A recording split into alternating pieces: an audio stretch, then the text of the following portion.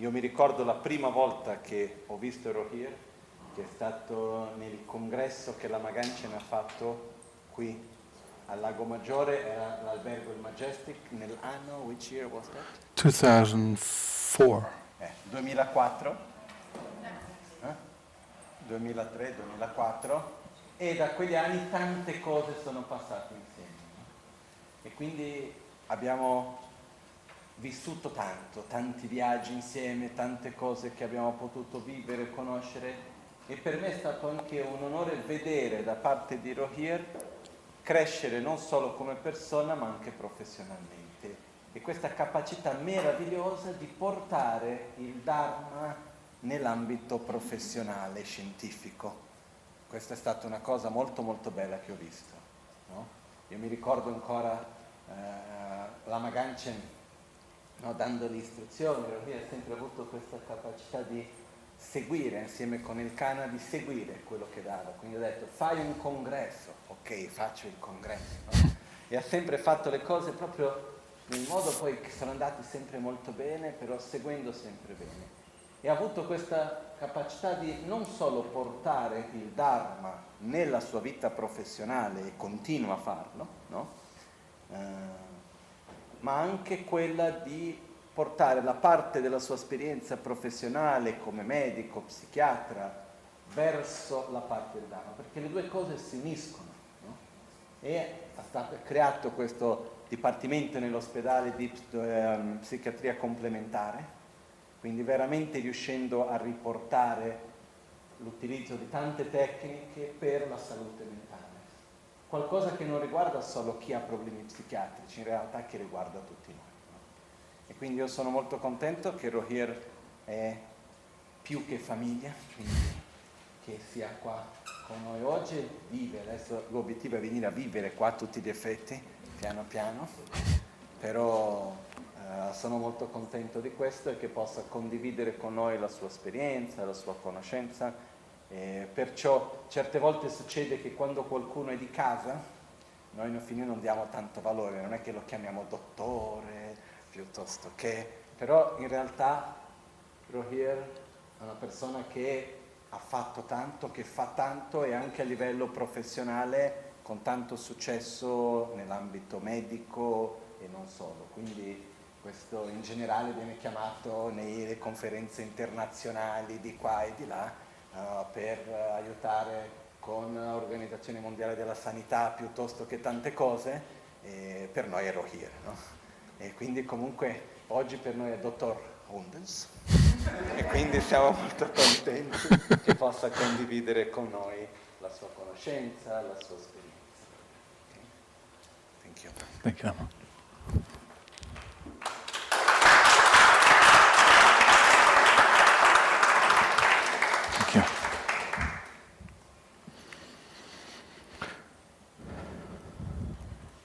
Thank you now, Michelle, and also for Rocio and Camina and everybody who's been helping to organize this, for this invitation. Thank you very much. Very happy to be here today and to show some of our work in our center, and also to discuss with you what is health and how can we attain it.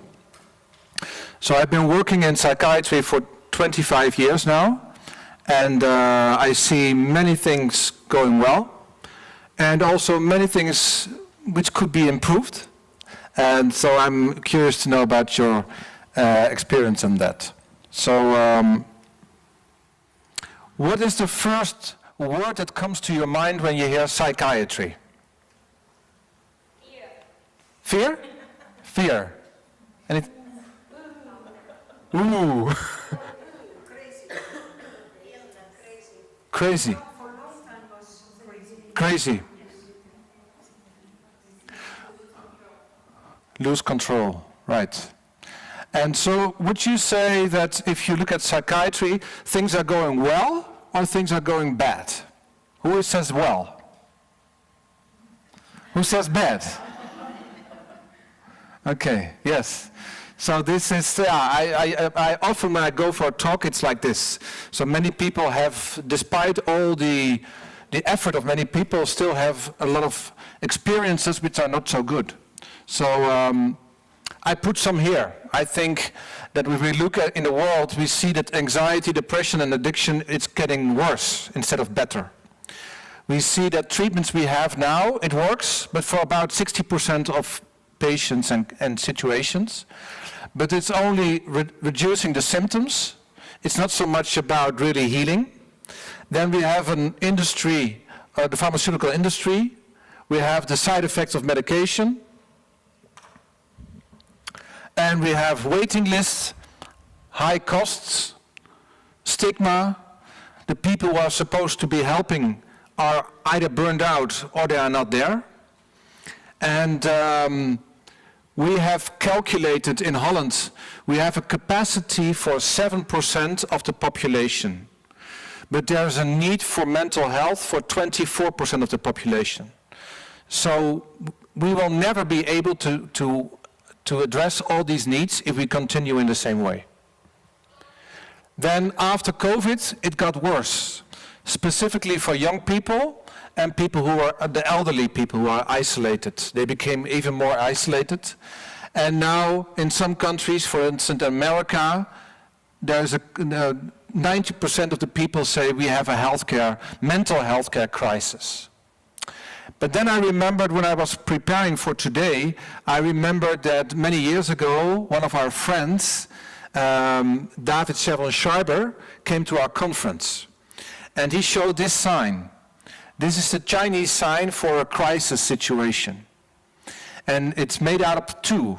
It means there's a danger, and it means there's change or opportunity. So that means that when there is a crisis situation, it's also an opportunity for change. And, there he is, David Schreiber. And I also like to mention, besides he was a dear friend and an important professor of psychiatry, he got sick himself. He got a brain tumor. And then he was operated and his oncologist was helping him. And in the last conversation he asked him, how can I help you? Help me. So in other words, what can I do myself to increase my health besides your treatment? And the oncologist said, there is nothing you can do. Hope it doesn't happen, and if it happens again, come back to me. And I think it was meant in a good way, but this oncologist was talking from the old system, because it means that all of our health is in charge of the professional. But we cannot do that, because we just saw that we don't have the capacity for that. So we need, not only from a capacity point of view, but also for an empowerment point of view, we need to help people how to take care of themselves. And I think David was one of the first people pointing to this important aspect.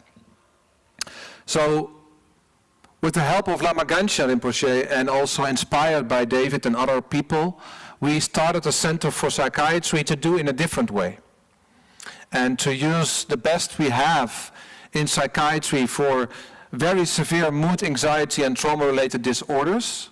People also have unexplained medical symptoms, personality disorders, very complex, long-lasting, and they have on average 11 years of sickness and treatment before they come to our center.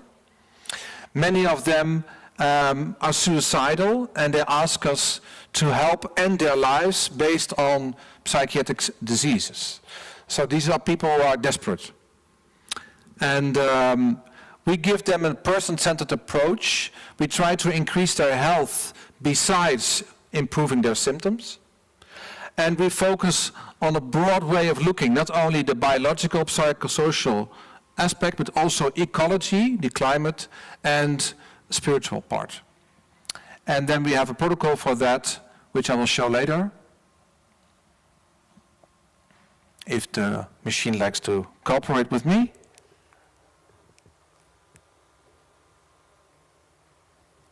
Okay, so in our approach we have 4 basic aspects, and I'd like to focus today on one of them.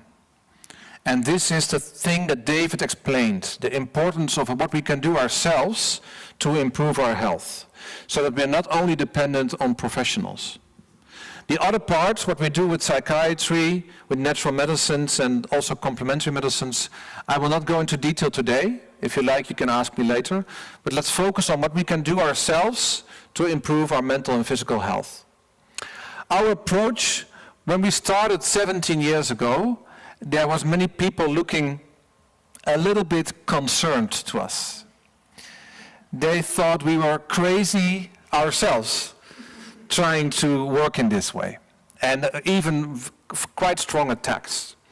Over the years, with I think Rinpoche's support, but also when they saw we are not so crazy, over the years it got better, and 2 years ago we attained top GGZ, which means we are now seen as a center of excellence in our country.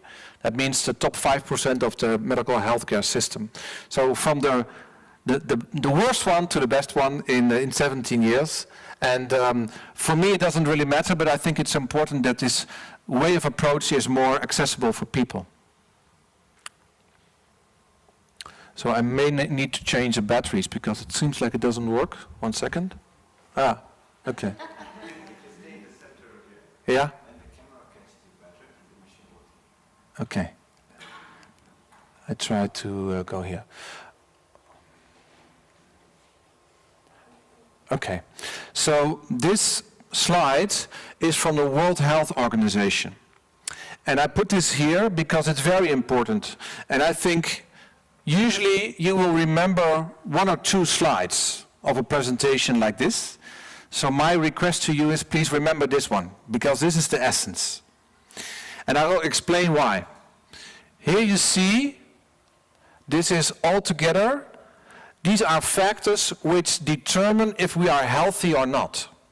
So it explains to what extent can we explain our health by medical care, the environment, genetics, social circumstances, and individual behavior. And if you look, you can see only 11% of our health is determined by the medical system. So if you put all the pharmaceutical industry, all the hospitals, all the family doctors, everybody together, all psychologists, psychiatrists, nurses, whatever, then we can explain 11% of our health. If we only look at this, then we have this this system that only the professionals are the ones responsible for our health. But we need to broaden this. The social circumstances are also very important. So one of my friends makes jokes. He said, it's not your genetic code, it is your zip code which determines your health. So where you are born, in which area of cities, determines more than your genetic material. But as you can see here, the biggest one is our individual behavior. So if we would have a system like the doctor was saying to David when I started, if you get sick, come back to me, then we have a very inefficient system with only focusing on the 11%. So what we need to do is to give people information and also abilities how to change their own lives, and then we can access a much bigger potential to increase our health. And then we don't need all these doctors and psychologists and nurses, because we can do something ourselves. So this is the main point I'm making today. Some people say, is this really true, so big? Well, just remember that in a day, usually we make about 35,000 choices. Shall I take this water or not? Shall I go to dinner or not? Shall I have a drink or not? Shall I walk, etc. So we make about 35,000 decisions every day which influence our health. And if we would only change a little bit of these 35,000 decisions, it would have a large impact. Yeah, maybe I change it to see if it works better. 1 second. Thanks.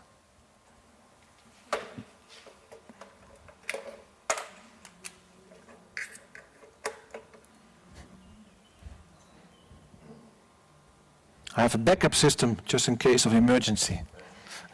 Okay, so we make 35,000 decisions, And I remember also that Michel often says when he's teaching, I am my own protector, I am my own enemy. Remember? Yeah. So this is also true in a way of lifestyle. So we can have a lifestyle, we can eat, we can drink, we can walk in a way that we harm our health, and also in a way that we increase our health. It's even more than that. It's impossible not to influence our health, because everything we do or not do will influence it. So it's also there, and this is important to remember, because this explains why lifestyle is so important. So I have a question for you. Are we living now longer than 50 years ago? Is our lifespan increasing? Yes. Are we getting also more healthy? No, Daphne, very good. You're really helping us. No, the point is we are getting older and sicker, to make it very short. So here you can see, this is the lifespan in 1900, the average years we have to live, and you can see until some years ago it was increasing. What happened there? The arrow. Why did it go down there so quickly at the end? COVID. Yes, because of COVID, the last years it went down quickly, but if you look closely, you can see the growth was already going steady for about 10 years. So there was already something changing before COVID came. And in some countries, when we look in detail, especially Australia and America, already there was a decline of the life expectancy before COVID. And this is related to our Western lifestyle. And here are the years from 18 till 80, and this area are the ones who are not sick. People without any disease are on top. The lower you get, the more darker the color, the more chronic diseases we have. So what you can see here is that at age 50, the average person already has 3 or 4 chronic diseases. And basically nobody ever gets to die without chronic disease. It's very rarely. It happens sometimes. You say Chronic disease, like diabetes or hypertension and these kind of things. So this is a slide from Holland to show again. Here you can see this is the average lifespan in Holland in 1980, 40 years ago. It went from 73 to about 80. This is men and women. And then here you can see the average years we have without chronic disease. So people free of disease, it has been going down from 45 to from 55 to 45 in male, and women even less. So we have lost 10 to 15 years without disease in the last 40 years. So we are getting older and sicker. I think there's some sign. This is already true for the general population. People with mental disorders, those who I treat in our center, on average they live 10 to 20 years shorter than the population. You can see this here. This is we call this a meta-analysis. So this is a way to combine all different studies and put them together. And you can see people with mood disorders tend to live about 10 to 12 years shorter, and with psychosis it's about 20 years almost. So this is on top of the slides I just showed. This is a quite strong effect of the mental disorders. This is the average age when we die. So many people now in the Western world, we die around 80, 85. You can see here. So this is around birth. This is a dangerous time, right? Babies can die in the very early weeks. Then it's going like this. And then we see most people die around here. So what's this? Anybody has an idea? Suicide, yes. Yes, this is quite shocking in a way, because around 15 to 20, the main reason for death is suicide. And this problem was always there. It has been growing in the last years. Is this worldwide or just in Holland? Yeah, this is worldwide, yeah. There are some changes between the countries, but in Holland and America it's increasing, yeah.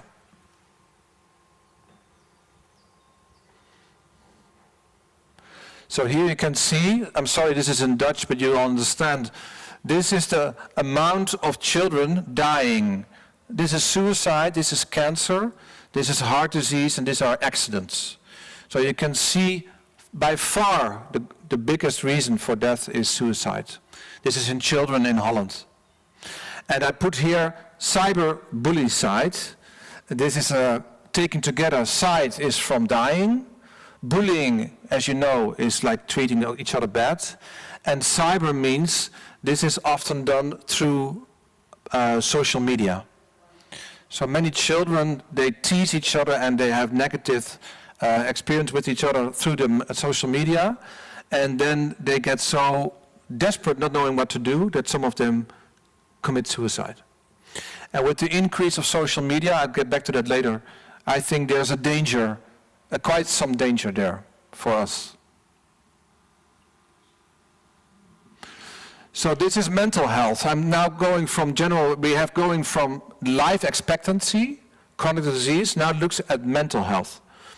So what you see here, this is the percentage of people saying they are mentally unhealthy. So they have a strong mental issue which interferes with their lives. And these are the years. So this is 3 years ago, 2 years ago, 1 year ago. So you can see that now it's even worse, but before it was 10 to 15% of young people, this is 12 to 24 years, they say that they are mentally unhealthy, and in the last year there was an increase by about 50%. So basically all the numbers are saying it's getting worse. This was after COVID, and then we hoped that as COVID went away and also all the measures, all the restraints of COVID went away, that the health would come back again, but it didn't happen. So now we have a lot of concern about this generation, because there seems to be, for 2 years, so strong impression on them that they don't recover from it. So they call it the Generation Z. This is less than half of them are healthy, and before you see a tendency, the boomers are also here around. They say about 70% healthy, then 50, and now 45. So any which way you look at it, almost everywhere, we are living longer with more diseases, and especially mental health is going down, with also more suicide. So this is the area we are living in. I can practice patience. Unexpected opportunity. Yeah. Would anybody be willing to, if I give a sign to press it? Yeah. Okay, yeah.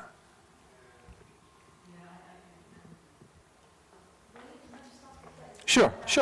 When you're talking about the percentage of young people or children who said they have mental problems, Yeah. I mean, that's like a self-diagnosis. Yes. Which is really strange that they're coming out and Yeah. saying, I'm mentally unill. It's true, yeah. I can't believe that. No, it's really true, but it's a good point you're making, because there's a stigma on mental health disorders. So usually people are not so enthusiastic to say, hey, listen, I have this problem, even though, despite this issue, 10 to 50%, and now even almost 20% says, I have this problem. And also it requires a certain amount of sophistication to give it that label at a very young Yeah. age.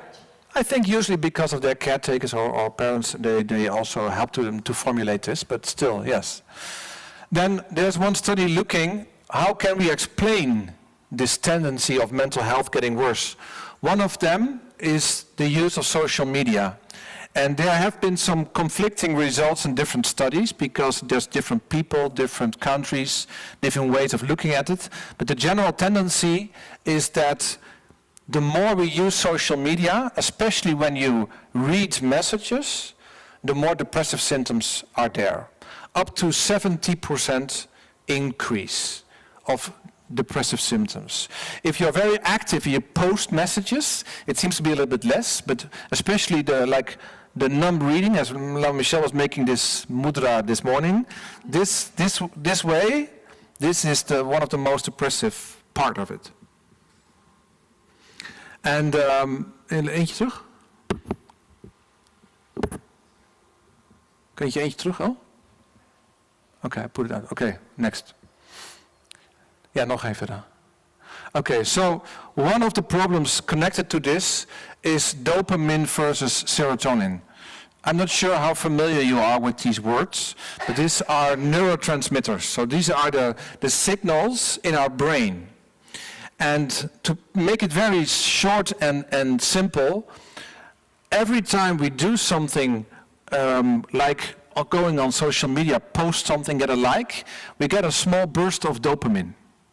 It's like some kind of small kick. I have 25 likes, or there's something interesting there. And this in itself is not a big problem, but it is a problem when it's repeated all the time. So the system we have that is mediated by dopamine is being stimulated all the time. This makes us addicted to this rush.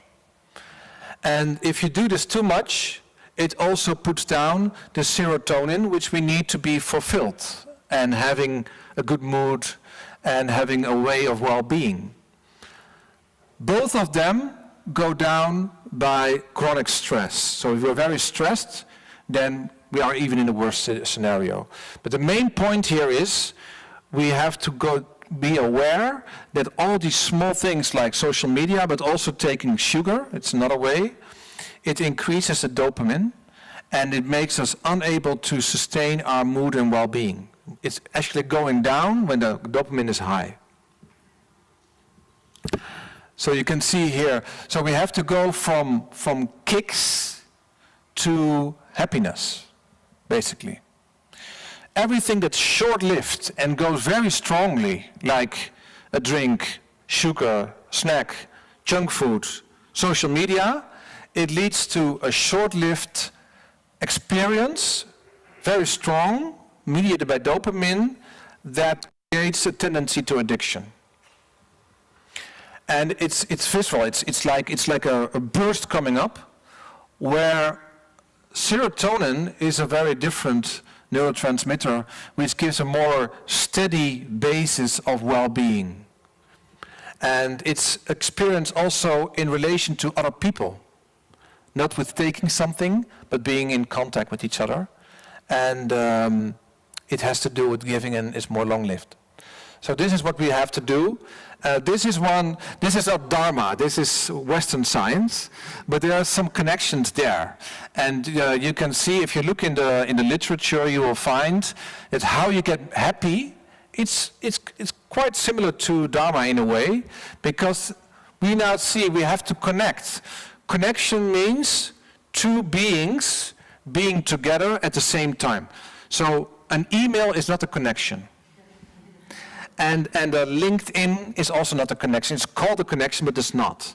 Because it needs to be two people in the same room at the same time, exchanging.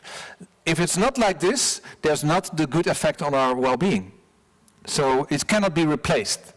Contribution means we have to do something which is not only our own concern, but is of concern to the society at large. To do something which is not only your own benefit, but for more people. Coping, I will go into detail. This is about exercising, about sleeping. And cook, I think is very funny. One of the researchers put it there, but he made it very clear. They did a new research in America. I'm always using America. America is not a bad country in itself, but it's nice to talk about it because the examples are very clear. In America now, 32% of the population cannot cook. They don't know how to cook. And that means that they are a hostage to the fast food industry for their whole lives. And so we have to start even with explaining people how to cook. We have something similar in Holland and also in our hospital, that some people there are so used to getting fast food, they don't know how to do. So now we have a program to go together to the grocery to show where the green is coming from and how to cook together. And there are many advantages because you have also social effects. People are more proud of themselves and it's more healthy in a way. So these are the 4 C's to be happy from a Western perspective. If you'd like to know more details, I'm using now the work of Lustig. He is a pediatrician from America. Maybe you've seen one of his YouTube videos. It's called Sugar the Bitter Truth. This video has been watched now 25 million times around the world because he is explaining what is all the bad things of sugar and how it determines our health. This is his new book. And when I was explaining how YouTube and Twitter and LinkedIn and Instagram and Snapchat, all of them are using the way how our brain works to get us hooked. So he says this is the hacking of the American mind. Not only the American mind, it's the mind of everyone. So we have this dopamine reward system, and the industry is making things which uses our way brain works to get us addicted to their product, so they can make money. It's not a very happy story. I'll go back to nice things are coming. But now first look at the problem. So I made this slide to make, this is my impression of our lives. It's of course not everything, but I think this is important because most of us, we are looking at screens for at least 6 to 8 hours a day. And we are all the time, our attention is not focused anymore. It's being pulled to the iPhone or the computer or any kind of alarm. So this is all the time taking away our attention. We think that the day is more important than the night. So we push away the night by keeping the lights on and keep on working, which are activities of the day. So the natural cycle of being awake during the day and being at rest at night, telling stories, being together, this is being distorted. And you can see our country here, Italy is here, there are some areas here still dark, maybe it's Val Grande or something.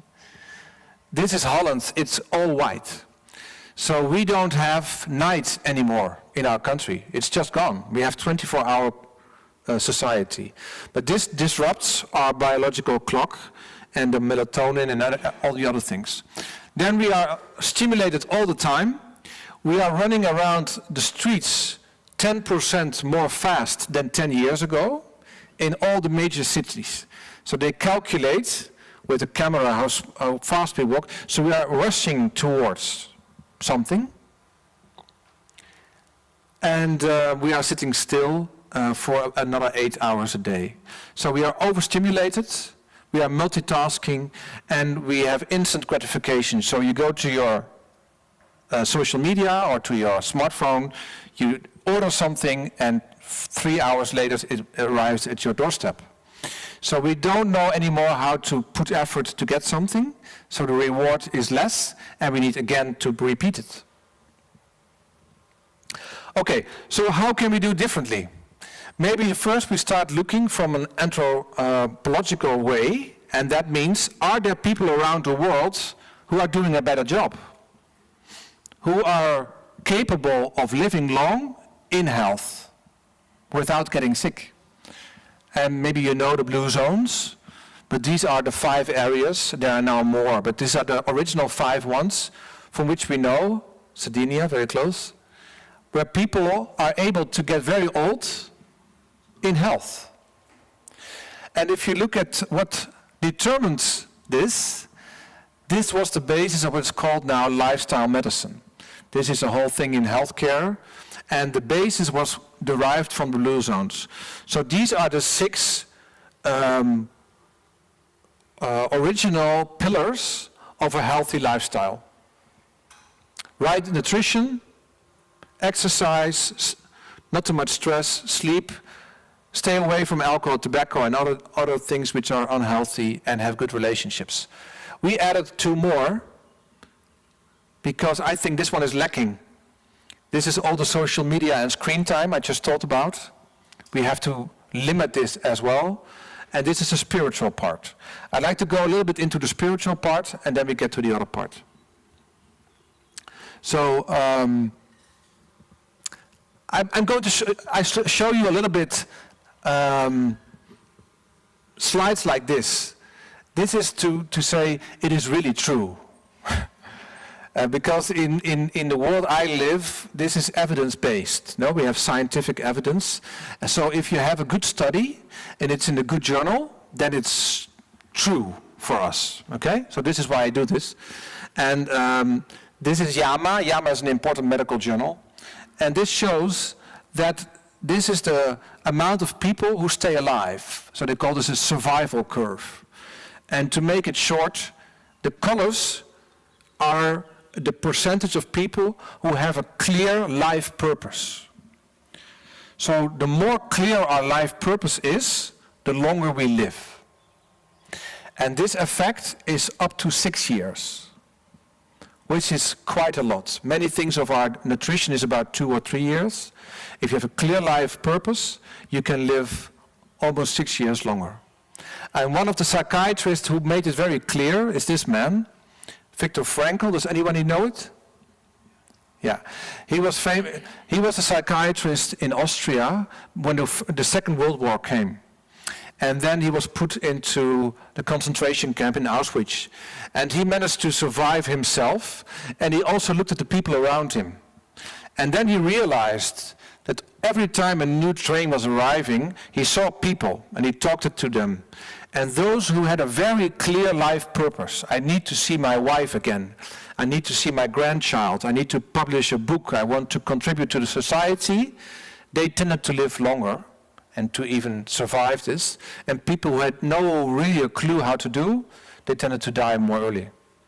And this started a branch of psychotherapy which is about life purpose and spirituality. So let's give you some facts about this. 4 to 6 year longer life when we have clear life purpose or spirituality, better physical and mental health, and a higher quality of life. If you look at all the scientific studies, now about 10,000 studies have been done around the world, then you see that 75% of them shows a positive relationship between spirituality, religion, and health, well-being, longevity. 20% is neutral, only 5% is negative. So almost all people who are getting active with religion or spirituality, almost all of them have a positive result. Less depression, less anxiety, less suicide, less addiction, and when people get sick, they recover more quickly. It even seems to prevent mental disorders or psychopathology. And that means because most of the religions and spirituality give us some kind of coping, a way of dealing with difficulty. And this could be by gratitude, forgiveness, to hold on something, to have a purpose. And also by social coherence and volunteerism. So I saw a very interesting paper by a professor, one more, Wallach, he's a professor of psychology. He says, we have to look at it from a different angle. A lack of spiritual practice is a risk factor to become sick. So it's not we have to do a spiritual practice. No, we have to remember ourselves. This is important for our teaching system, that if we don't teach people spiritual practices, they will have more mental disorders. It can even change your brain. So in the summer, I think, Rogier, maybe we do again something like this, right? Also with brain changes. I explain something, what happens in the brain when you change your religion or your spirituality. Today I go mostly to the psychological side.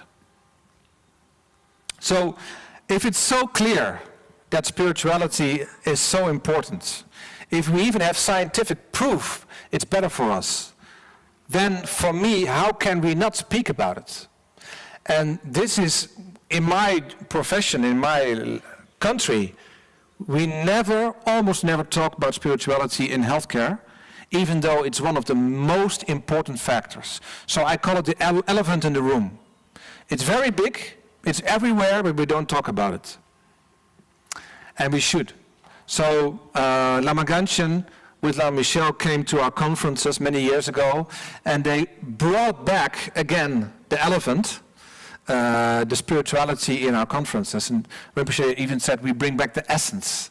And so for me it's crazy in a way that we are working without the thing which is most important. So how is this possible? I think it has to do with the history of psychiatry and religion, of science at large. So maybe you remember Galileo Galilei from school? Yes.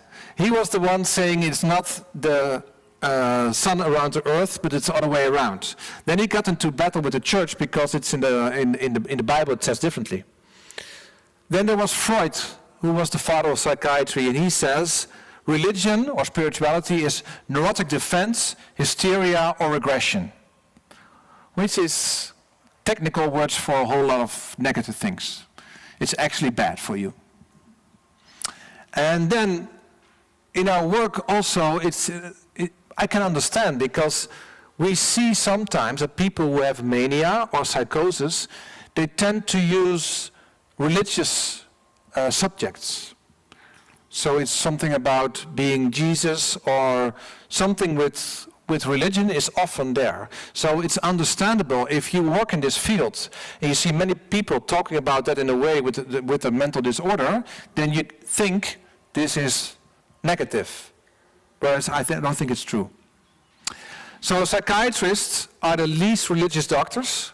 We ask most about it, looking for pathology, and not for a hold or a coping style.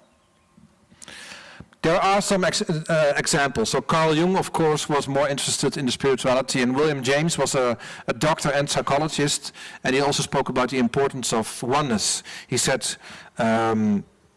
we can experience our greatest peace when we transcend our own perspective. So to make it a little bit more simple and more close to us, I sometimes use this model of Ikigai. Does anyone know this one? Yes. So I use it especially for young people, because they are looking what I'm going to do in this world. And La Michelle said this morning, when you are 10 or 12, people ask what you want to become. And it's quite difficult sometimes. And even if you manage to find a job, maybe it's a job you don't like, or if it's a job that doesn't pay. So it's quite difficult to find your way. And this model, it's from Japan. It's very interesting because he says we have to be here. We need to find something what we love to do, what the world needs, when we can be paid for, and where we're also good at. And if all these four come together, we find our Ikigai and our way to do something meaningful for this world where we're good at and we can be paid for. And this is, if people find their Ikigai, we have real scientific evidence that it really corresponds to living longer and not having sickness. This is a Western concept. There's one more from an Eastern concept. There's one more from the West, from Joseph Campbell, which I like very much.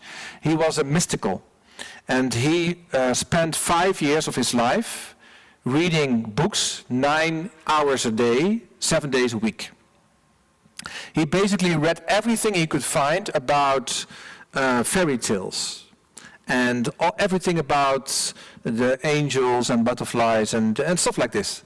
And then he went in some kind of reflection, and he suddenly saw that all of these stories have one similar storyline. There's a monomyth. There's one kind of things we all go through in these kind of stories. And he called this the hero's journey. It's a whole different subject, but in this book he also explained we have to follow our bliss. Don't follow your dopamine, don't follow your kick, but follow your bliss. And that means that something when you feel in flow, when you feel happy, with a lot of meaning, doing something which is important for you and the world, and you feel this bliss, this is a sign you're on the right track.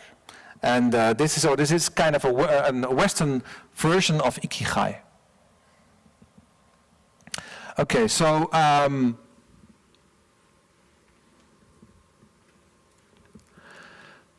what is a healthy diet? I go to many places talking about lifestyle, and I notice that this is one of the main points of debate. People can fight with each other of being right about what is healthy, especially with nutrition, more than exercise or sleep somehow. So let's look at the science, because this is really true. And now this is joking, but this is really something important. This is a study in the Lancet, which is one of our major medical journals, and here they summarized all the ingredients of a healthy life, nutrition, and they indexed it by 100. So that means this is the amount of red meat, of vegetables, of eggs, of dairy, of fish we need to eat. And in colors is what we actually do. So what is very visible to the eye is, let's take again North America, because we are bashing the USA. Let's continue doing that. So here is North America. So in North America, they are eating about 6 times the amount of red meat which we need for nutrition. So 5 times it's useless, but it's bad for health. And it also is bad for the climate. And many countries are doing this. There are only a few, for instance in Asia, where they don't eat enough for the nutrition. Then these are vegetables which make you, your blood sugar to go up, also a lot.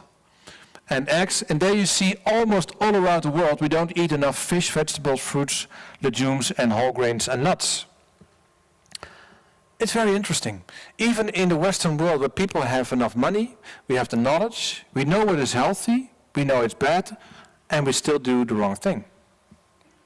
It's crazy in a way. But it's also bad for the climate. So here, this paper made very clear what we have to do. So to give a few examples, these kind of things, this is what we call processed food. What does it mean? It's normal for food to degenerate. So if there's bacteria and fungi on your food, it's a good sign. Because if the microorganisms don't like the food anymore, you're in trouble. And these are the ways we make sure that the food can survive for a long time, but we can do this only by putting a lot of salt and sugar and these kind of things inside, so it lasts longer. This kind of, let's call it food, is now 70% of the supermarket, and 2/3 of children get their daily need for energy from this kind of things. A recent study even showed, if you look at what is the characteristics of addiction, like alcohol, cocaine, sugar, these kind of things have the same effects. So processed food are addictive in themselves. Did you ever have that you started eating chips and you couldn't stop anymore? Continue longer than you were supposed to be? Yeah, this is because there's ingredients inside that stimulate us via the dopamine and keep us eating. And it's related to chronic disease and a lot of problems. And it's also bad for the environment. So a few examples. In 1700, the consumption of sugar each person a year was about 2 kilograms. 100 years later, it was 10. 100 years later, it was 40. 100 years later, it was 82. Now it's above 100. So we have been increasing extremely the intake of sugar. And so I already talked about this book from Robert Lustig. If you want to know what happens in your body when you use sugar, look at this on the internet. He has a video, very easy to understand, and he shows why it's very bad for us. It's both the sugar and also the lack of fiber, which makes that we get very high blood sugar and then it goes down again. Another example, if we change for the better, so I think Italy, you are the champions maybe. I shouldn't be talking about this. Actually, you should be talking about this because the Mediterranean diet is much better than most of the other diets we have, especially in the North European countries. This is again something, the real truth, this is science. And this is saying that when you have a Western diet, what I just showed you with processed food, and you are depressed, and you start eating like the Italian way, in the original way, the Mediterranean way, your depression goes away. So you can eat yourself out of your depression by starting a more Mediterranean diet.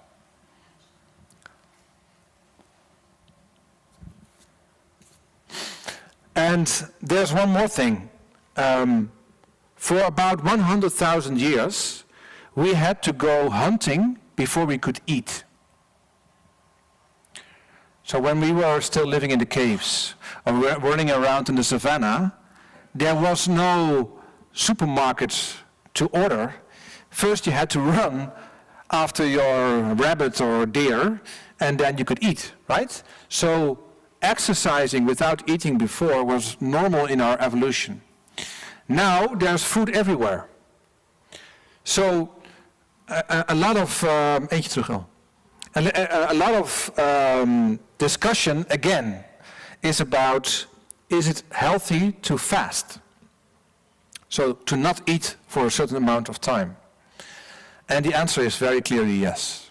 Some people, they have doubts. There's no doubt whatsoever in literature. So the basic point is, my advice is, don't eat all the time.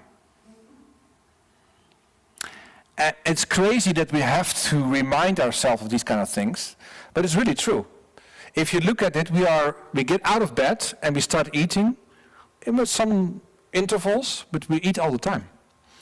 And this means that our system gets strange. So if you start doing fasting, some kind of fasting, not having breakfast, not having lunch, not having dinner, or for one day not eating, basically everything works. Everything in your whole body and mind is getting better. It's very good for your mental and physical well-being to not eat all the time.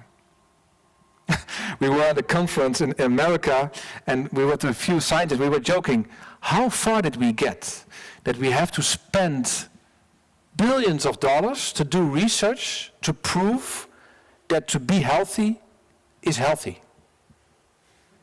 Really, now we are spending a lot of money to show that doing healthy things is healthy for you. It's crazy in a way, no? Anyway, it's there. So about exercise. Here is the amount of people having enough exercise. I didn't show before. So if you look at a healthy diet, how many people in the Western, let's say in Europe, do everything which is needed for a healthy nutrition? So how many percentage of the population do you think eats healthy? How many percent? Half. How many? Any other? It's 3. 3% of the population eats healthy. That means having enough fruit, vegetables, fish, nuts, the things I just showed before. This is in the Western world. We are not even talking about Africa or other countries. So we have everything here, but we don't do. Exercise is a little bit better. We have about 44% of adults exercising enough, but children, this is the same group. Remember cyberbullying, suicide, remember? Remember the intake of energy, all with fast food, and then not exercising also. So I'm very concerned that young people between 10 and 25 in the last years, this group of people, this generation, will have enormous problems in the future, in many levels. So it's not that diabetes, heart disease, and obesity runs in your family. Instead, no one runs in your family. This is the problem. Helpful. So this slide was also shown by our friend David Schreiber in 2006 already, and this problem has going bigger. So this is in colors. This is America, and the lighter the color, the less people with obesity. This is the 80s. This is 2003, and this is 2 years ago. So you see here, more than 40% of the population fulfilling the criteria of obesity. So now, in the American US Army, it's an official crisis because the soldiers, they are too fat to fight. They cannot run anymore. They cannot run away when there is a fight because they are too fat. It's a joke, but it's not. Okay, if you start running and you do exercise, this is very effective against depression, more even than eating an Italian dish, I'm sorry to say.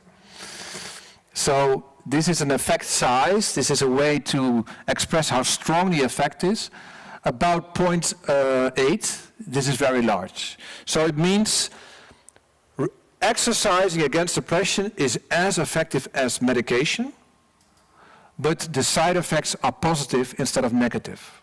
So if you start exercising, you lose weight, your sleep improves, your sex life improves when you do exercise. I use this many people with young people don't like to do. I say, look around, it's good for your sex life. Anyway, it's for many things very good.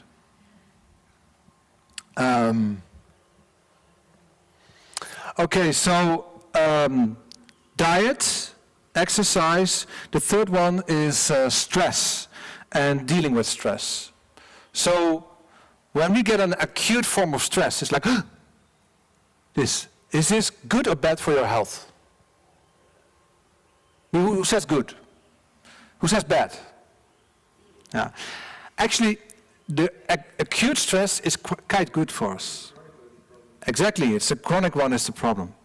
Because what we need, actually, I think Lama has been peeking in my presentation because everything was already said this morning. But I'm just repeating what he was saying. Anyway, the small deer, La Michelle was mentioning this morning, who was attacked by a lion, there's acute stress. And it helps it to survive, to run away. But when the lion is gone, your stress has to go down again. And we don't have this when we are too much stressed or too long. So it means that your stress level stays a little bit high. Maybe you know this. You feel a little bit uptight and your breathing is high and you cannot relax, right? It's almost like when you have your motorcycle, when you have it illegally put a little bit too high, it keeps like a, you know this? No, you don't know. Okay, anyway. It's not good for you. So when we have chronic stress, we have a problem. And there is one system that is the brake. So the gas pedal coming into action is mediated by cortisol and adrenaline. These are the two who puts us into the fighting system when we can survive. Afterwards, we have to cool down. And the cooling down is this nerve. It's called the vagus nerve.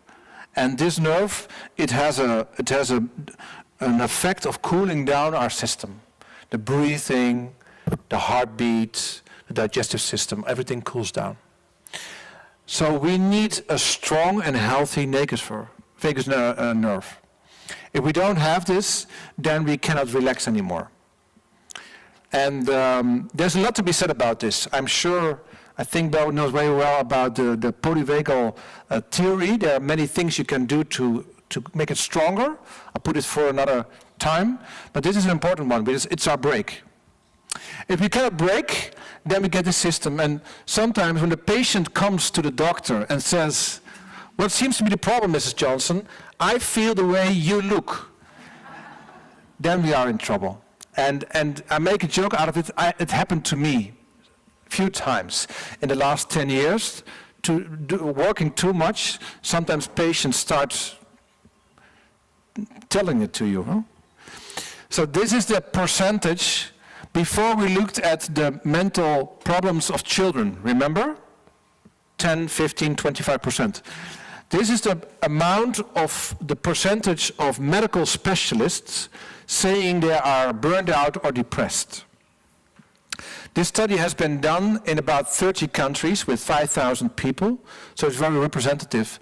And you can see 32 to 55%, almost half of medical specialists are burned out or depressed. So the whole system is sick, to put it very shortly. So what do we do when we are burned out, when we're very tired and we need to work and we have a full day schedule? We drink coffee, right? Also here. So this is the amount of the whole world drinking coffee in the 90s, going up to about a few years ago. This is the world population to control for. What does it mean? Besides we are running more fast, we are eating unhealthy, we are stressed all the time, we're drinking more and more coffee. And at the end of the day, when the work is gone and we want to cool down, we are so stressed we cannot cool down anymore. So what do? We take the opposite of coffee, which is tranquilizers. Again, it's rising. So we are trying to force relaxation because we cannot cope with the stress. And then we are tired because if you use these kind of medicines, the quality of your sleep goes down. So even though you sleep for 8 hours, you're still blurry and tired. So what do? You take a coffee. Then at night, you cannot cool down. So what do? You take a benzodiazepine. Then you are tired the next morning. So what do? Take a coffee, etc. Right? So this is a vicious cycle. There are other things you can do, of course. Other things you can do, which we learn in this center, of course, to relax, and there's many other purposes as well, but also to relax. Many things we can do. I think breathing is the most strong evidence for, but all of these things work, and also in nature. And so, if you are very lazy, hij blijft een beetje hangen, ja. If you would be very lazy and you want to relax, I have a suggestion. You take a chair, you put it in the car, you drive to the forest, you put the chair there and you sit down. And this will decrease your stress with 15%. I would say if you are at it, please go for a walk as well. It's better. But you can have a lazy way of cooling down. And ga maar door. Okay, so one is doesn't like. So in this way, this is just one simple example of how our environment, our ecology, can help us to be healthy. But we have a big problem. And one of our conferences where David was also another friend we have. It's called Steve Goldfinger. Not from James Bond films, but Steve is an environmentalist. And he pointed out that we are committing ecocide, which means ecology suicide. We are committing on a big scale suicide by destroying the place we live in. And so let's look at one of the most well-known examples. This is the history of humanity since the time of Buddha and Jesus. So last 2,000 years. And what do you notice about the average temperature? Stable, right? Right? 2,000 years stable. Now we look at this part and we zoom out and then we get this picture. So for 2,000 years it was the same, and in the last, let's say 40 years, there's an extreme increase of the temperature. And one of the results is the loss of glaciers and ice in the North and South Pole. So before we had 6 million square kilometers of ice on both of the poles. In the last 50 years it's been going down. We are now about here, And these are the different scenarios. Depends on if we want to keep our promise of the climate or not. If nothing changes, we go here. So we will lose all ice in a few years. There will be no more ice in the North or South Pole and no more glaciers. So maybe, did anyone see this movie? Yes. The Day After Tomorrow, it's like a drama, an adventure movie, which says something. When the movie was made, was like 1984, the novel. So it says, let's imagine if we go very stupidly in the same direction all of these years, what could be the result? And this movie shows that when we continue, the stream of water which goes up from the equator up to the North Pole and back, it stops. We have a circulation around the ocean, and this circulation makes sure that cold and hot are being mixed all the time. And if climate change continues, this movie says, then there will be a time when there's no more flow of the oceans and the cold will come down. So it's not heat that's going to be the problem, it's going to be another ice age. And everybody said, well, for the whole ocean, this system it's circling for hundreds and thousands of years, this will not slow down. Actually, yes. So a scientific paper, zit er eentje tussenin al? We try to go down. There's one in between. Ja. Moet je even wachten, hij komt. Ja. So, I was very much shocked by this paper. This is in our most important scientific journal. This says, actually, the title should be, A Day After Tomorrow is Coming True. So, what does it say? This is a very difficult way of words, but it's saying they are measuring actually exactly what was happening in the film. So, the flow of the oceans is slowing down. And that means we can have another reason to have a very big climate disasters in the next years. So we are doing this. We seem to be thinking we are the top of the system, and we have to go in an eco-friendly way, as Rinpoche was saying, to be part of it, and not to think we can exploit without being harmed ourselves. So then, a few weeks ago, I was invited to speak in the European Parliament because some of these people working there, they are interested in mental health care, and they like to know what can we do to change the things, and is a new material. So I was invited with a few other people as well, and we thought, how are we going to influence politicians? Because the whole story I just told you, they would never have the attention span to listen to all of this. So I thought maybe we focus on money. Works best, no?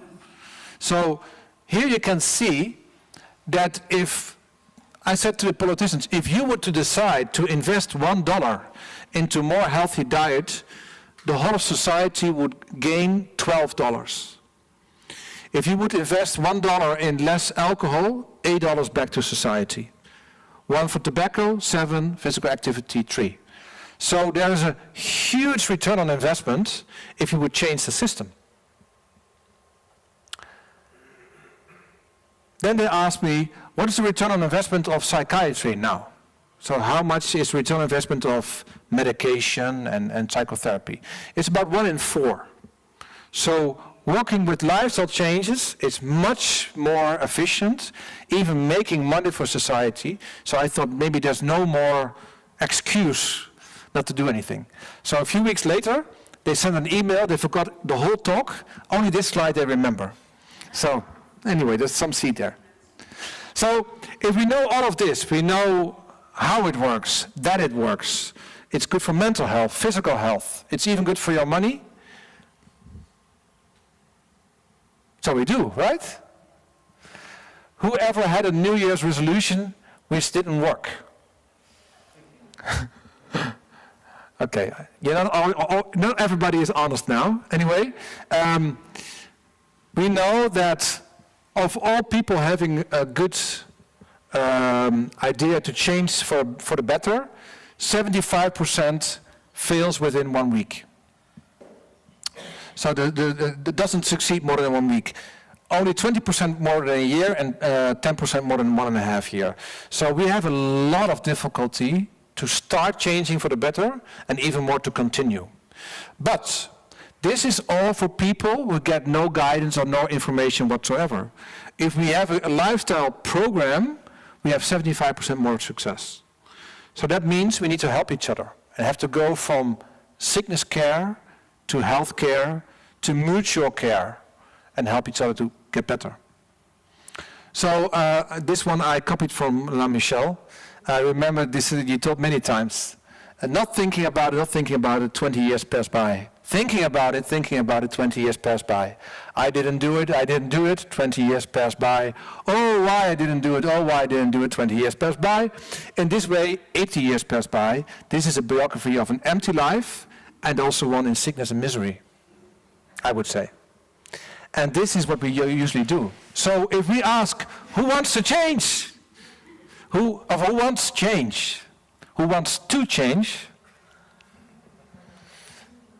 Or put in another way, I'm so much working to try to pull my weight of my problems that an easy solution for my problem, I don't see. I'm not open to it. So this is why we have so much difficulty in changing for the better, even though we know how it works. So how can we explain this? And even more important, how can we be successful despite this problem? So we are getting to the good part. So the first one is how our mind works. So if we don't know what is healthy, then we have a problem. Sometimes we have bias or wrong assumptions. Many people think that we can never change for the better, or it doesn't really matter. It may have some effect, but not really. Or we have a lot of self-criticism. I'm stupid, I will never succeed. I didn't succeed in my school, I will never succeed in this program either. We don't have confidence. Or we think, it's not me, it's because of my neighbor or because of my partner that I'm not living so healthy. If they would change, then it will be better. So this is one kind of an excuse. Or we like more short-time kick than long-term results. So I'd rather take my coffee now than have 2 hours more life in 25 years. Right? Or unconscious factors. A lot of things we do we are not aware of. Or we cannot control our impulses. It just feels good. I need to take it, even though I know it's not good for me. And it doesn't really matter. And we have all of kind of habits. So all these kinds are mindsets, are excuses, our way we try to convince ourselves we don't have to change. But happily said, it is true to some extent, it's not only ourselves. So if we like to externalize, I give you some reasons for that. It's because of this man. Anybody know this man? This is Mr. Norris. So when I went to the movies with my parents about 40 years ago, then you would go and then the movie started. And then this man appeared. And he looked so cool. And he had this lasso and his cowboy boots, and there was like a ranch, and there were the horses, and there was a sundown, and then he took a cigarette, and there was the smoke. And I thought, oh, I like to smoke also. And I did. I smoked for many years. And I drank alcohol and many other things. So I hope I'm not the only one. I think this is something more human. So advertisement is so important. And sometimes I even think there are people in advertisement are better in changing behavior than us psychiatrists or psychologists, because it's so sneaky. It's all in there. Then you see Coca-Cola, you say open happiness, and the people there are beautiful and they're sexy and they have children and jobs and everything is fine and they're drinking Coca-Cola. So the links are made in our mind. Of course, how you are raised is very important. The social economic group, in which part of town, your zip code is more important than your genetic code. School, your friends. Don't even try to ask a student who is living in a house together with many other students to change by himself or herself. It's even criminal. They will never ever succeed because the pressure of peer group is so big. So if you want to change, you need to take the whole group as well. Then of course there's financial incentives because in Holland, our government, in all their wisdom, they decided to lower the taxes on junk food and soft drinks and to increase it on fruit and vegetables. So this is an evidence-based intervention for worse health for your population. And now it changed a little bit in the last years, but there's some questions. Daft is asking why. I'm here shouting all of this. There are 350 lobbyists in The Hague talking to our politicians all the time. And they are making confusion and miss and say, oh, this links, we are not sure, maybe it's yes, maybe healthy, not healthy. And they are talking all the time. We have nobody there. So the 350 people there are influencing the politicians. Then it's also cost and availability. So, and then finally, there's also the brain. And so in our brain, we have an evolution. So I'd like to show you this. So could you please do your hand like this? And put your fingers over your thumb. Okay, just like the picture, okay? So this is a crash course in neuroanatomy, right? So this part is like the brain stem and the spine. And this we call the reptile brain. This is the oldest part of our brain. And it helps us to have autonomic behavior, so to do something even without thinking about it. Then the thumb, this is called the limbic system. This is the emotional part of our brain. There we have memory and the sign of danger, where we can learn from behavior. And on top of that is the cortex, which is the human brain. It's like they call it the crown of creation. I'm not so sure about that, but anyway, it's called like this. And the older the dominant. Why am I explaining all of this? Sorry, eentje terug. I'm sorry. So, what means the older? Yeah, that means that the reptile brain, this is the oldest one. So if there's a conflict of information, it's the oldest part who wins. So to give an example, we are all very polite here, and you were raised very good by your parents, I'm sure, and very polite to women. So if we go out of the door, you will let the women first go, right?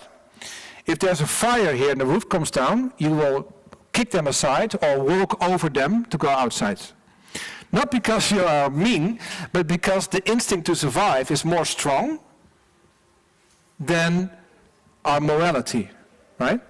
So why am I explaining this? In which part of the brain are we making the decision, I want to be more healthy? In which part? Yeah, in the conceptual one, in the human brain. Which one is more strong, human, mammal, or reptile? So, here we make our plan, but the moment emotions are coming, or instinct is coming, bye-bye plan. This is why it's very difficult to change. And if you want to change, you make sure that the step you are taking is not creating any fear. So if I say, I want to become a very good meditator, I want to do a retreat of 6.5 years, and I start tomorrow, then the limbic system, my amygdala, will fire, because I have fear of not succeeding. And that moment, my plan is gone. So you have to make lifestyle changes very small and short to be able to succeed. So to put it together, I have a very positive view of humans. We are unconscious, unlogical, irrational, complex creatures. And even more than that, reacting mainly from habits with a very limited, but not none, autonomy and free will. I think, it's not original from me. I put together all of information from many different books. But about 90% of what we do has been unconscious. And we just make a story. So we do something, people react and say, oh, I thought about this, well, you know, I thought maybe we go like this and it's better for everybody, and this is just like a bullshit story coming later. We react from an unconscious level. And we are non-logical because when you ask people, what is the most important for you in life? How much time do you dedicate to it? There's a tension, usually there. And we are irrational because it's not only the cortex, it's also other things. So this is why it's so difficult to change. So now the solution. If this is the case and we have so much difficulty, how on earth are we going to succeed? Now it is here. Okay, so the first one is information. There's so much information in newspapers, on the internet, but mostly it's conflicting. And you never know who is speaking the truth, right? We even have now a problem of alternative truths and stuff. So when you look at it, again America, half of Americans think that if they would be more healthy, they would feel more miserable. If this is the case, you will never ever going to change. So we need to explain this otherwise. Then people say, no, I know it's healthy. Then you say, okay, let's check. If we check, 2/3 of them are wrong. So that means, even though we are educated, we have everything here in our society, most of us think we will go bad and we don't know what is healthy. So first point is, need to find solid information. The second point is, sorry, this is one. Yeah. The second point is, we need to be aware. Because if you are not aware what you are doing, you are not able to change. So sometimes people are eating while looking at a screen, working, video, TV. If you are unconscious just looking there and you are eating, it's impossible to change. So you need to notice what you are doing to be able to change. So mindful awareness, concentration is needed in each stage of behavioral change. So first information, second is attention and awareness.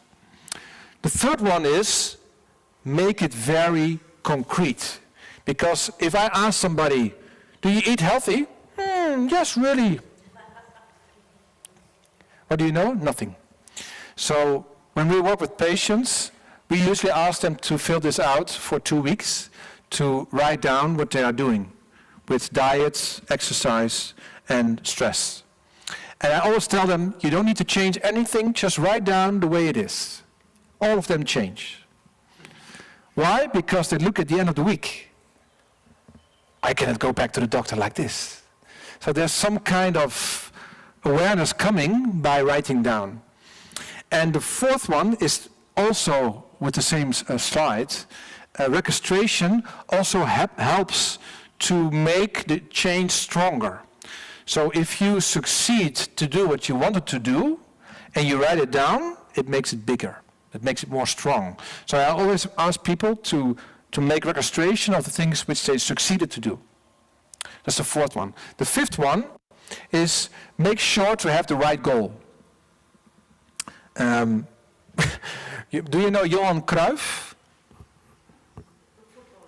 Very important Dutch football player, Johan Cruyff. No, he was even like the coach of many teams, also in Italy. Anyway, he said, als je geen doel hebt, kan je niet scoren. That's maybe for you difficult to understand. Some people understand. No, but if you don't have a clear goal, you will never, because you need a goal to score. It's a very simple logics, but it's many times people don't know really what they want to achieve or what they want to change their healthy lifestyle. So we have to make it very clear, and it needs to be the person themselves who decides what to change. Because if I tell them, well, if you eat like this, I'm sure you are depressed, it doesn't really work. And also if I say you have to change this. But if I ask them what they think themselves, they formulate their own goal. It's specific, it's measurable, it's acceptable, it's realistic, and time. Then you have a SMART goal, then you can be successful. The sixth one is take small steps. Because if the first step is too big, you can never start. And Kaizen is a way of making a big change by many, many, many small steps. Make it simple, repeat, reward, and celebrate when you succeed. So even if you go through 1,000 kilometers, you still need to take the first step, right? So it's repetition, repetition, repetition, and don't await the amygdala. The amygdala. This is the one, you know, the emotional brain. So if my step is too big and the amygdala starts to fire, plan gone. So make the amygdala. Seventh one. This one I like very much. So one time, I think it was Thomas who posted it on one of our app groups. If you have 1.00 the whole year around, 365, it goes to 1. If you calculate 1.01 the whole year around, you get 37. So this is a very interesting way of calculation that makes it clear that even if you make a very small step, you continue for a whole year, you get a big different result.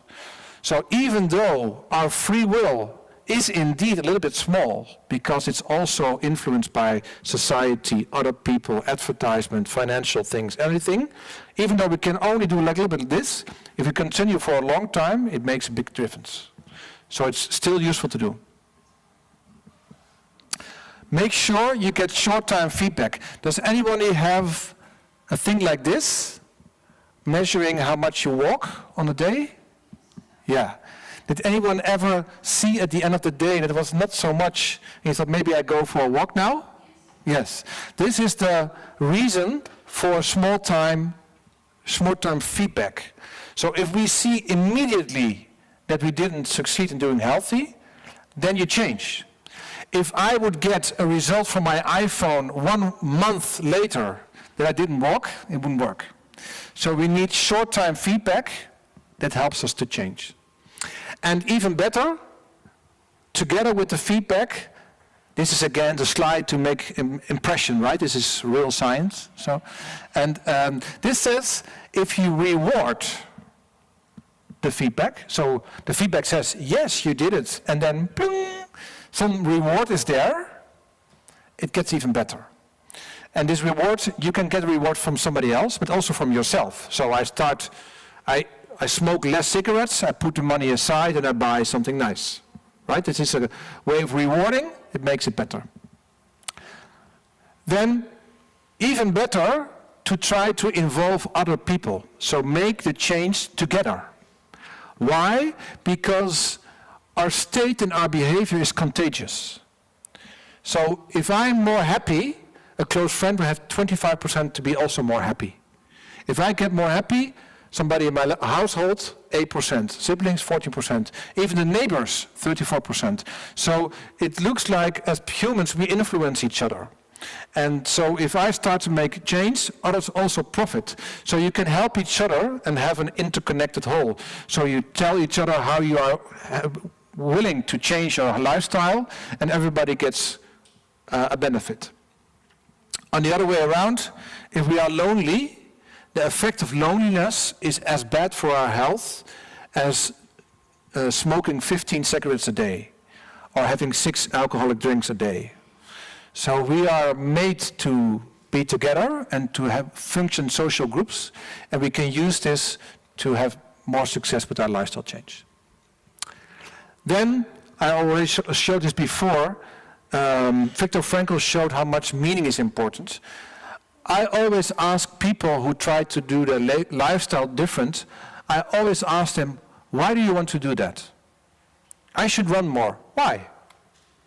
It's more healthy. Why? I would live longer. Why?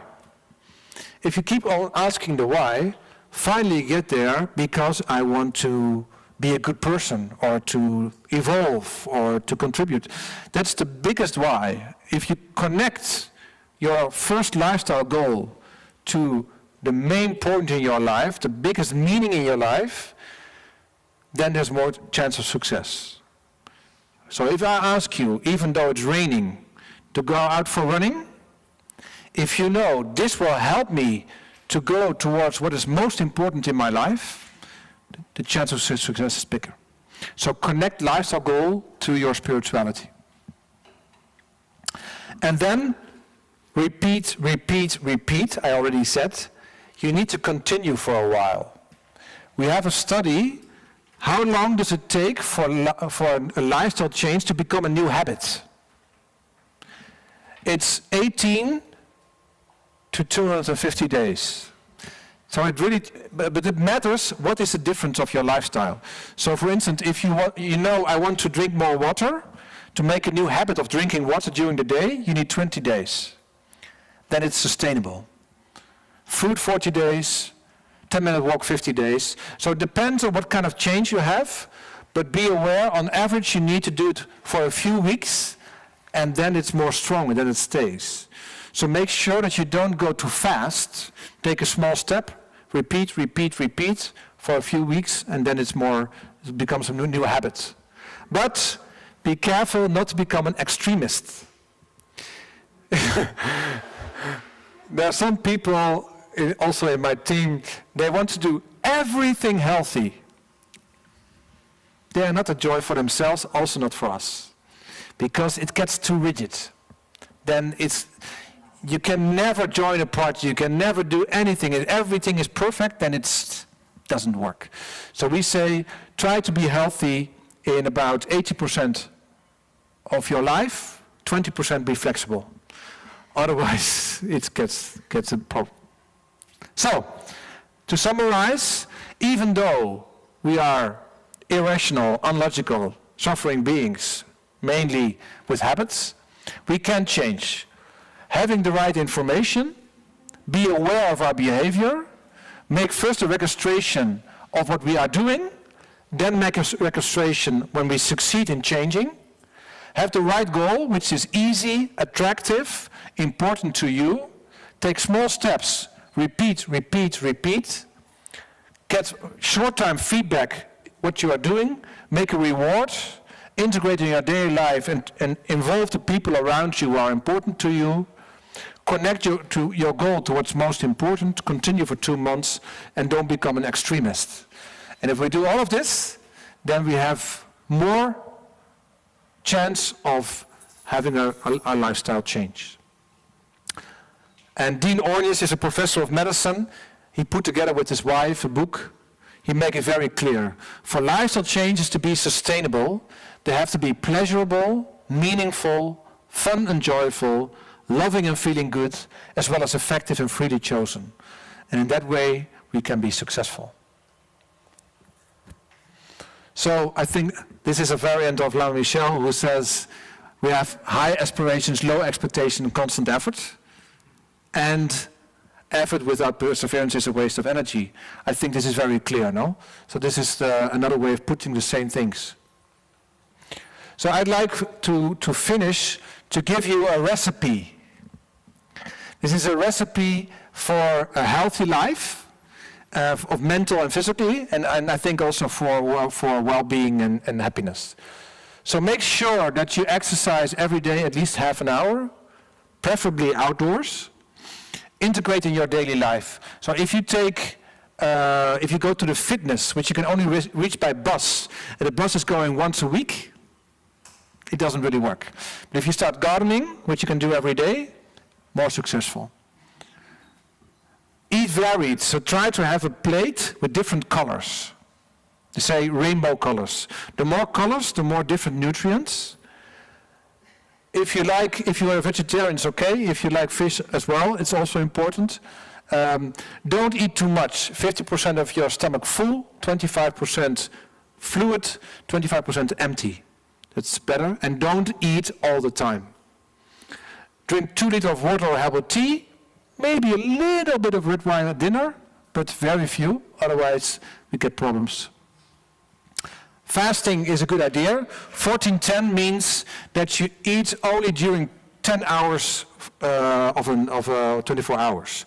So you start eating after 10 o'clock in the morning and you don't eat anymore after 8 o'clock at night. Then this is a way of intermittent fasting. Make sure you eat enough fruit and vegetables, organic fruits. Be aware of starchy vegetables. I'm very sorry to say also pasta and bread and red meat and processed foods. And fruit juice, because you have too much sugar there and goes too high in your blood. Eat local, eat seasonal. Don't fly mangoes all over the world, but eat whatever is there. Don't throw away too much water in food. I see many people wasting food as well. And I think from a climate issue, this is very important. Also from a karmic point, by the way. Avoid smoking, drugs, alcohol, too much sugar and salt. I think it's very clear. Avoid chronic stress. And if you do, try to do breathing or meditation. Create silence. This thing has taken away all of these short moments of silence.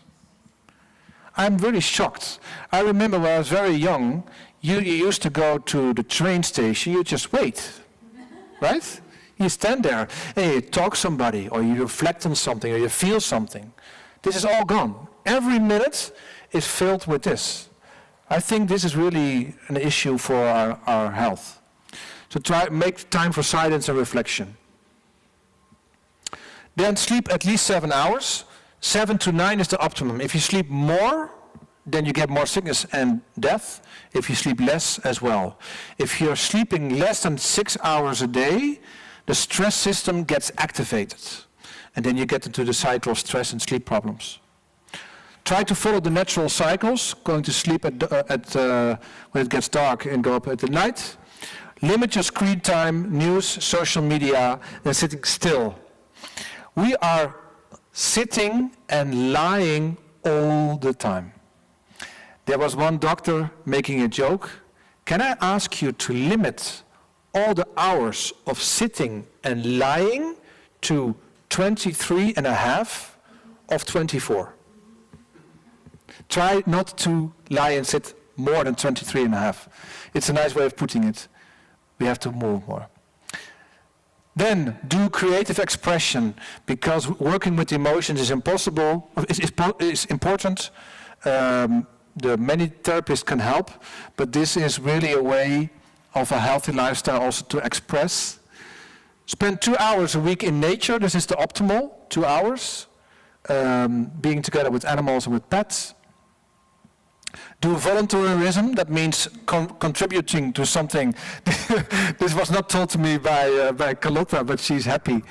So try if you, any center you can find, if there's anything to do, that's very useful. Be part of a community, because people who are part of a community, especially a spiritual community, they live longer in health. Invest in family ties, intimate and social relations. Ensure to have quality time together. They would want study when they only ask parents to have quality time with their children between 8 and 10 at night, then the amount of alcohol, criminality and drugs goes down. So just to make sure that we engage them in good behavior. Of course, we also need to change the law, the politics, the lobby, the advertisement, the whole society, social systems, yes. But if we wait for that to happen, I don't think we get there. So yes, I think we should be involved in changing the system, but as we do, also try to take the 36% of our own behavior, otherwise we don't get there. Limit unnecessary traveling. Unnecessary, I think it's an important word there.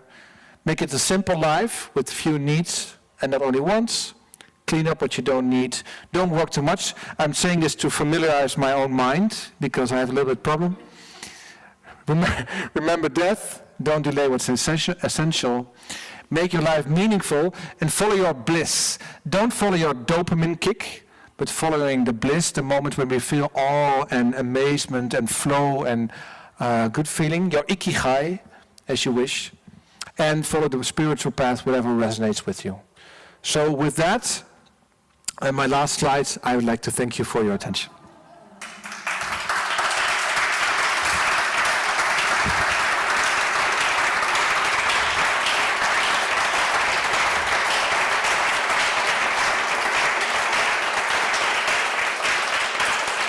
Thank you.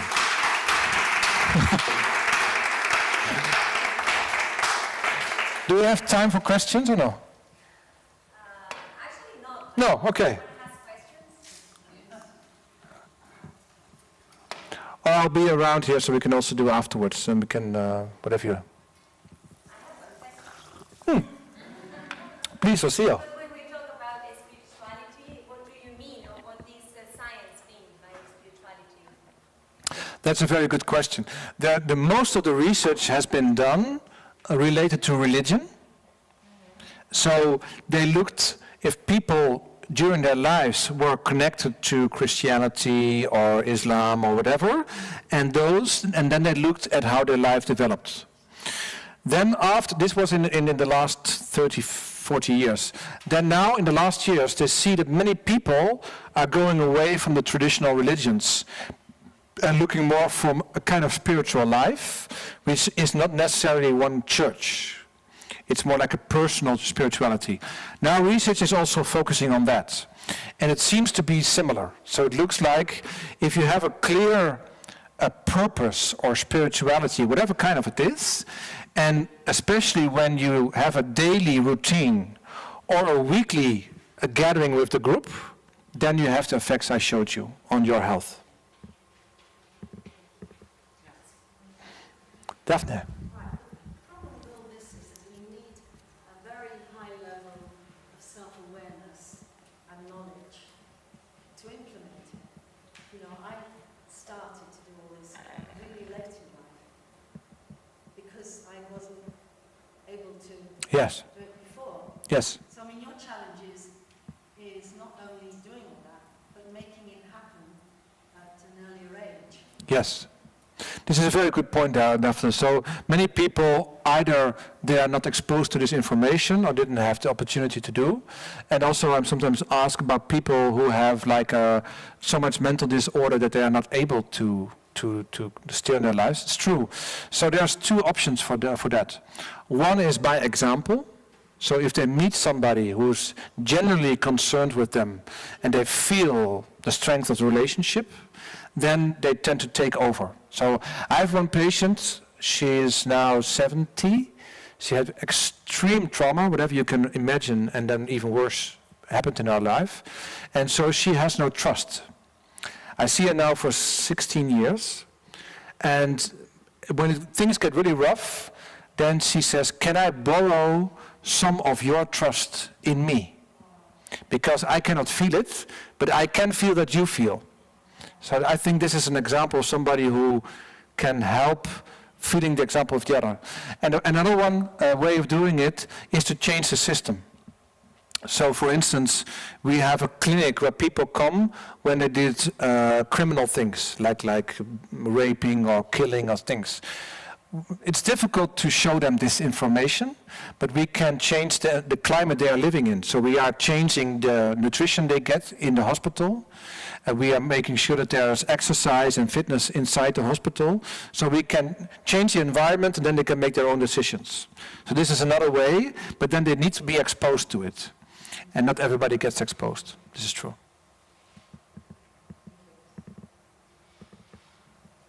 Isn't it that the sort of map of America on 2003 and the last one, let's say, but the part is also that because they modified the food and they took out even nutrition things and etc. to put to sell vitamins and this kind of things. Yes. One of the other stores inside this. Yes, it's true. So one point is that the big industries, they are making monocultures, and that means that they are growing vegetables on an extreme large scale, but all the same, which is not natural for our environment. So they are depleting the nutrition from the ground. So if you now eat vegetables in the same amount as 40 years ago, you still have not enough nutrients because the amount is lacking. This is one problem. Another problem is that it's genetically modified. Then you get new diseases, and there is the nature is there's an effect on climate as well. All of these are together. So basically, everything that is being industrialized, I've seen only trouble of it. And then they say, don't eat anything that your grandmother wouldn't have recognized as food. No, nothing left anymore. Okay, thank you very much. Una